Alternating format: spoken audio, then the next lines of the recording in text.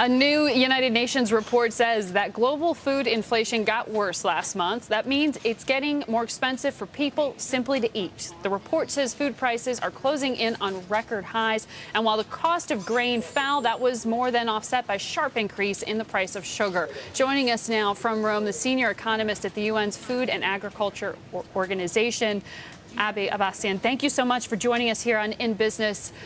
Sir, we're looking at this question of inflation, just basically everyday living getting more and more expensive all around the world. You see Europe raising rates. You see China raising rates, trying to control it.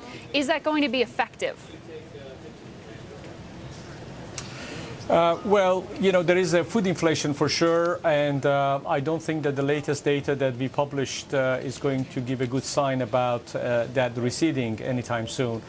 It is possible that we get smaller or lower prices in the coming weeks or months, but in general, we do see the situation to remaining more or less at the current levels for still some time until we could rebuild inventories. So for all countries concerned, I think that the food inflation is an issue. Whether or not the policies they are actually trying to implement will keep prices a little bit more under control, well, is a question that differs, very, very much between countries. Well, the other thing that's going to depend to a great deal on local governments is whether they put in export controls. Do you fear that more governments are going to try to keep food within their borders in order to increase local supply? Well, right now, I mean, if we were to kind of expect what is going to come in the coming weeks and months, it is hopefully going to be far less likely than what the situation we had last year this time when Russia put the export ban, for example, on grains. It just lifted it last week. So I think that the situation is not really such that any country would want to perhaps impose new restrictions or export controls.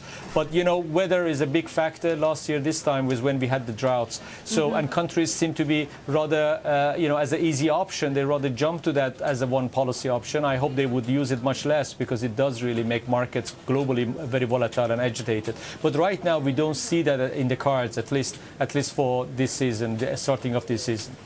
Where do you see the most vulnerability, and what is the prime driver of, are we looking at a shortage, or are we just looking at an issue of dissemination? What's the problem?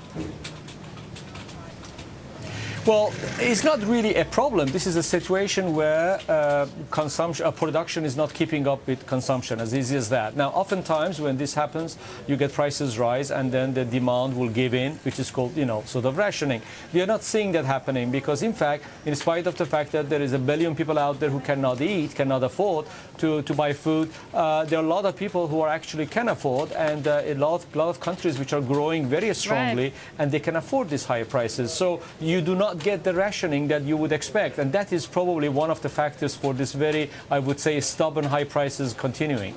The up and the downside of that global growth story, it sounds like. Ab, thank you so much for giving us the results of this latest report. Yes.